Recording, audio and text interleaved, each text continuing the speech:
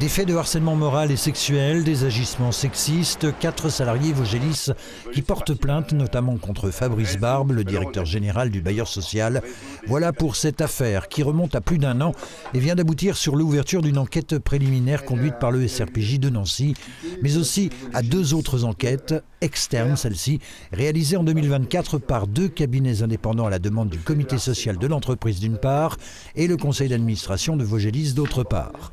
2 enquêtes dont les résultats ont été dévoilés ce jeudi par le président de l'organisme vosgien. Les 2 confirment qu'il n'y a pas eu, en tout cas qu'il n'y a pas de harcèlement de la part du directeur général ni d'une autre personne qui était incriminée dans cette affaire.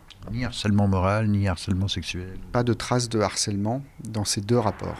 L'avocat spinalien des 4 plaignantes que nous avons rencontré a lui un tout autre regard sur l'affaire. Il y a 2 enquêtes dont l'une a été conduite par un cabinet qui a été choisi par le président de Vogelis, au mépris d'ailleurs de la décision judiciaire qui ordonnait cette enquête, puisqu'il était convenu et ordonné qu'un cahier des charges et la désignation du cabinet d'enquête se fassent avec le concours et en concertation avec les référents, notamment harcèlement. Ça n'a pas été du tout le cas.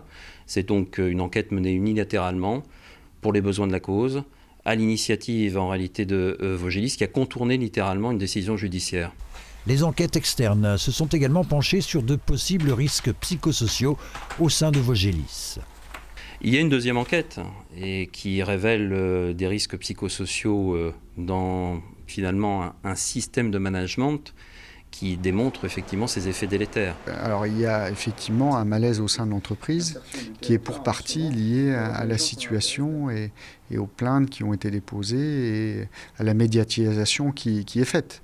Donc aujourd'hui, il est important que chacun puisse se mettre autour de la table avec les préconisations qui ont été émises dans ces 2 rapports afin que la situation s'apaise. Selon Maître Fourret, une 5e plainte devrait suivre et d'autres encore ne sont pas à exclure. En attendant et au vu des résultats des 2 enquêtes externes, le conseil d'administration de Vogelis, à l'unanimité, a renouvelé sa confiance envers son directeur général et son président. L'organisme vosgien, qui compte 220 salariés, a également déposé plusieurs plaintes contre X, dont l'une pour la rédaction d'un faux en écriture publique, un document qui aurait, selon Simon Leclerc, été falsifié afin de jeter le discrédit sur le bailleur social auprès de ses partenaires alsaciens. C'est désormais à la justice qu'il appartient de faire la lumière sur tout cela.